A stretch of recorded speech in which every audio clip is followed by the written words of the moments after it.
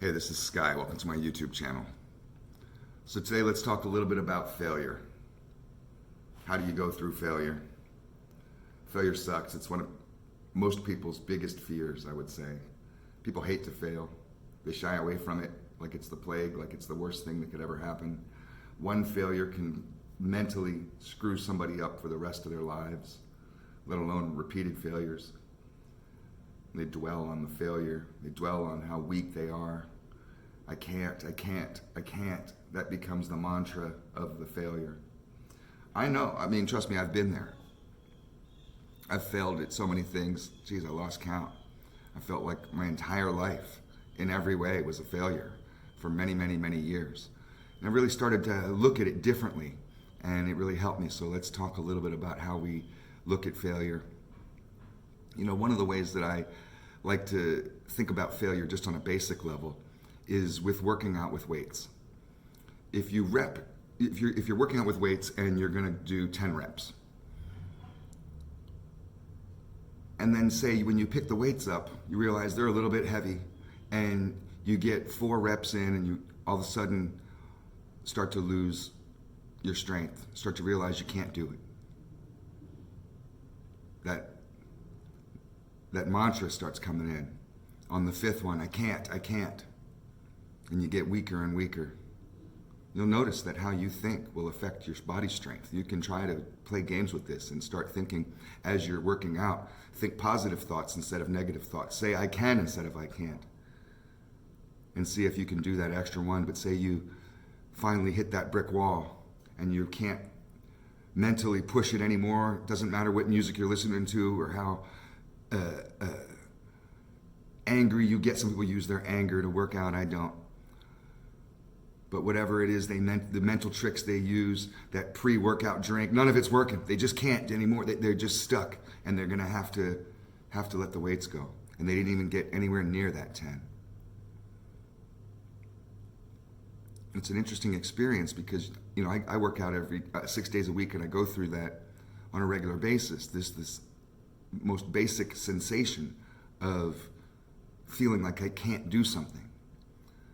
And it's an interesting practice because what you do, instead of on that 6th rep that you can't and you're just like, and you have to toss the dumbbells aside, instead of stomping around and being like, damn it, I tried to work out, I guess this just isn't for me, and stomp out of the gym, maybe knock over a chair and push somebody out of your way at the same time, being like, fuck this. Because this is how people are with their lives.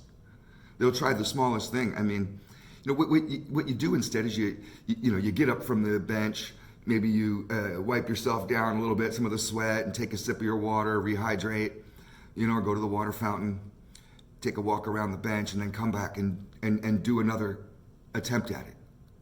Now, you might not get to 10. That goal may have been too high. Those reps may not be, it may be too much weight, but you try anyways. And maybe you get to 5. So what? It's not the goal isn't the key. It's the process.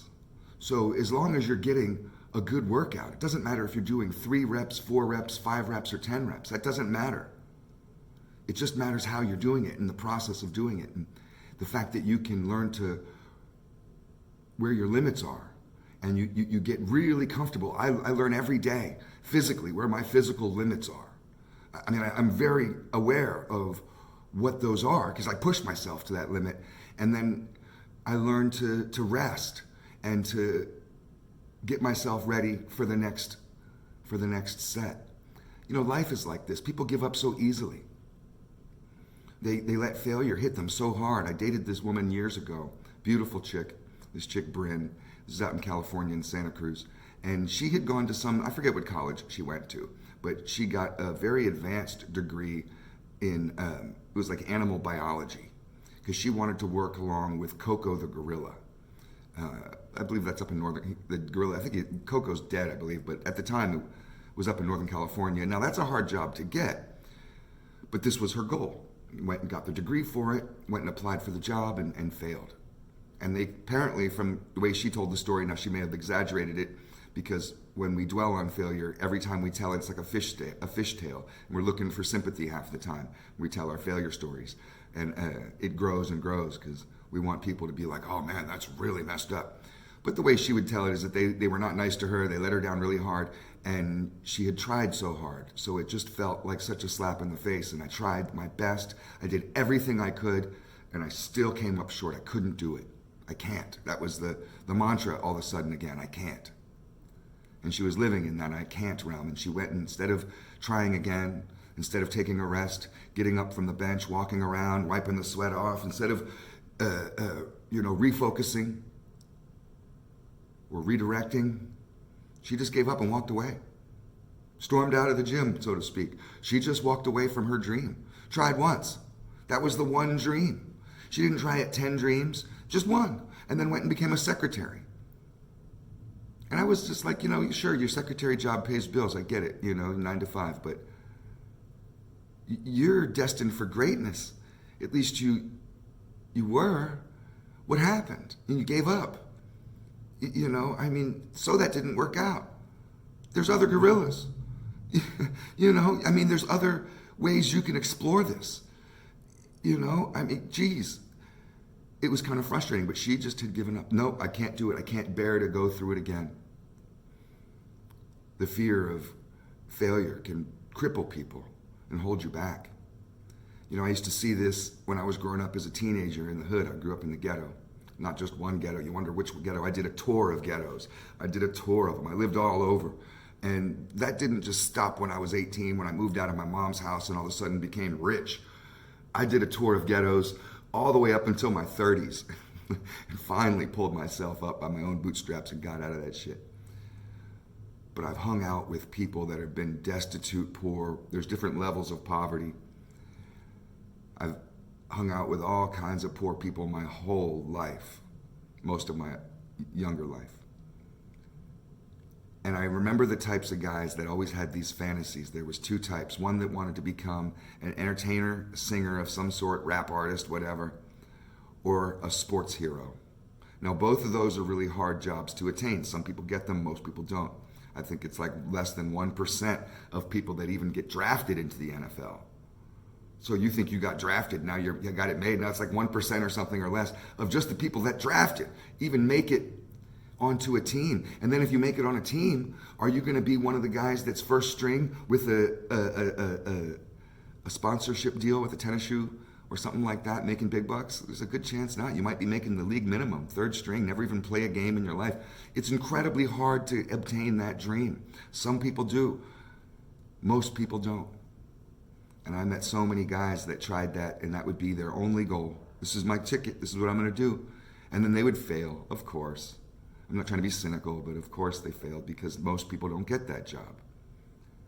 And they'd be right out on the block, right out in the streets, selling crack, gangbanging, running with the Crips or the Bloods or the Mexican Mafia or whatever gang was in the area. And they gave up.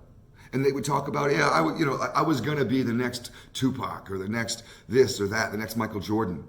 But here I am, in and out of jail. And I would just be frustrated with people like that because I just think, it's obvious that you have dreams of greatness. So the one didn't work out.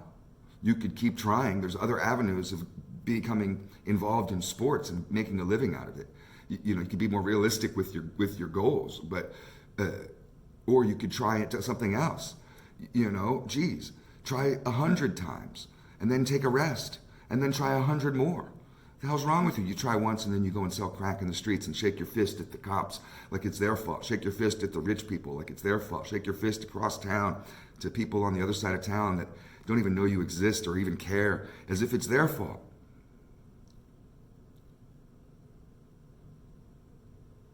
It's just important, like the old saying goes, when you fall off the horse, you have to be able to get back on. And a lot of that is just dealing with your fear. That's why they talk about that. You have to learn how to get over that fear. You have to have courage.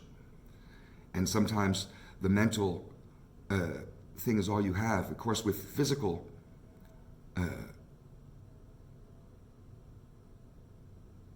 abilities like what I'm talking about with exercise. When you hit that brick wall when you're on a bench press and you just can't push anymore, well, that's a physical restraint, and you can't think yourself into doing another one. You have to just accept that you've hit your limit, and now you're going to rest, and you're going to try again when you're healed up, when you're feeling strong again. But when it comes to our goals, a lot of it's mostly just mental. It's not physical. You have to have realistic goals. So if you wanted to be a sports hero and you didn't get signed onto the team, well, that might be physical, but that is not an incredibly attainable goal. That's a goal that is unattainable. You're more likely statistically to go win the lottery than you are to go and make it onto the Dallas Cowboys as first string, or the Lakers and play next to LeBron. Good luck with that. And I'm not saying don't do that, but have a backup plan. Have 10 backup plans. Go through the whole, not just A, B, and C, go through the whole alphabet. I learned how to get back up on the horse and keep riding, so to speak. Not because I've ridden horses. I've never really I've been on a horse once, and it's not a very exciting story. But when I was 15, my mother dated this guy, seriously, she was in a serious relationship with this dude, Harrison. And Harrison was a Special Forces, active duty Special Forces guy, and he was badass. Harrison was every bit as bad, if not badder than Rambo, and a real mild-mannered dude. You'd figure a guy like that, who's a stone-cold killer, would be a certain kind of, macho, kind of hard. This guy was just a big teddy bear, but he hung out with all Special Forces guys. All his friends were all Special Forces dudes, active duty. And they did a lot of adventure type stuff. So they would take me on the weekends, Harrison and his buddies would take me to West Virginia, and they liked to play near the Seneca Rocks area, and we would go rock climbing. And that would be incredible lessons just in itself of being afraid, because we're climbing up, we're not just going on trails, we're climbing, and you're sitting up there 3-4 stories up, 6 stories up, with your feet on a ledge that's not even an inch wide and holding on to little cracks in the stone. But we would also go whitewater canoeing. Not whitewater rafting, whitewater canoeing. We would snap those canoes. We'd be breaking canoes. And we'd go at the right time of year in the springtime or whatever after the rains, so all the rivers and areas are flooded, not flooded, but have lots of water. And there's all kinds of different class of rapids, even little waterfalls and stuff. So I'm in a canoe one time with this guy, Scott, who was one of Harrison's Special Forces buddies. And Scott was kind of a wild guy, a little bit more wild than Harrison. Harrison was very reserved and quiet, still an incredibly capable guy. I mean, I saw him take a canoe down a waterfall, like a big waterfall. I mean, like taller than your house. And he's just like, oh, I'll give it a try, and starts canoeing down it and makes it. And people are cheering, and it was just like, I can't believe this fucking guy just did that. So he was very mild-mannered. Scott was a wild one. And Scott was trying to hit these rapids and instead of avoiding them. And I'm in the canoe with him because there's 2 people in each canoe. Well, we tip over, and I go into like a current and get shot down. I'm stuck underwater in this current and being bounced back and forth over rocks, and get shot down the river, way down, way, way, way down. And by the time I popped up out of the water, I was just about, out of air from holding my breath. I was bumped and bruised from hitting so many rocks, and it was cold. So I had hypothermia, or was at the beginning stages of hypothermia, and I got out of the water, dragged myself to the shore, to the bank, and sat there shivering and bruised up and scared and weak. And all I could think was, I can't do this. I had hit my brick wall. I was done. I was terrified. I'd had a bad experience. I was in a state of shock, of fear. I was triggered as fuck, and was just sitting there like, oh man, this sucks. And I was trapped because I'm in the middle of West Virginia. So I can't just get up and say like Eric Cartman in the cartoons and be like, I'm out of here, guys. I'm going home. I'm stuck with these guys, and we're way out here. So they came downriver to collect me, and I had to get back in the canoe. Because what are you going to do? And I didn't want to.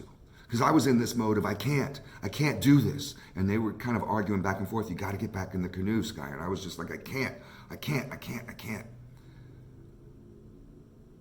We took a break. We rested because we were just going to keep pushing forward. And we were canoeing a certain amount of hours each day and then camping along the side. We'd make beautiful little campsites and then we'd canoe the next day. So we had a schedule. But they were like, okay, let's just rest, give him a chance to collect his thoughts. The guys freaked out. And we hung out for 25, 30 minutes. We opened the sack and ate some little snacks, had some cheese and salami and some crackers, and I drank some water. And then finally, when I had calmed down, when I had warmed up, we had the conversation again and get in. And you got to get in the canoe. And I still didn't want to, but I knew that I had to because I can't stay out here. What are you going to do? We're going to get a helicopter to get you home? You have to get in the canoe, kid. So I got in the canoe. And we go down the rapids. And sure, we fell out a couple more times over the course of that trip.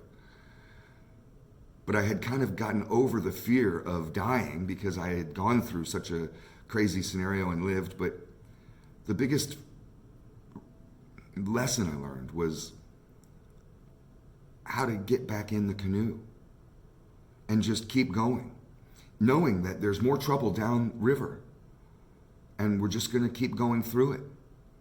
And I'm strong enough. I know I can handle it. And I know I can rest. I can always rest again. If I get dumped out again and the same thing happens again, so I'll rest again. We got more salami and cheese. We can hang out until you feel like you're ready to go again. And that's just a good lesson in life. So learn how to deal with your fear. Learn how to deal with that brick wall when you get hit into that state of weakness and you can't go anymore. It'll help you in life. Thanks for watching.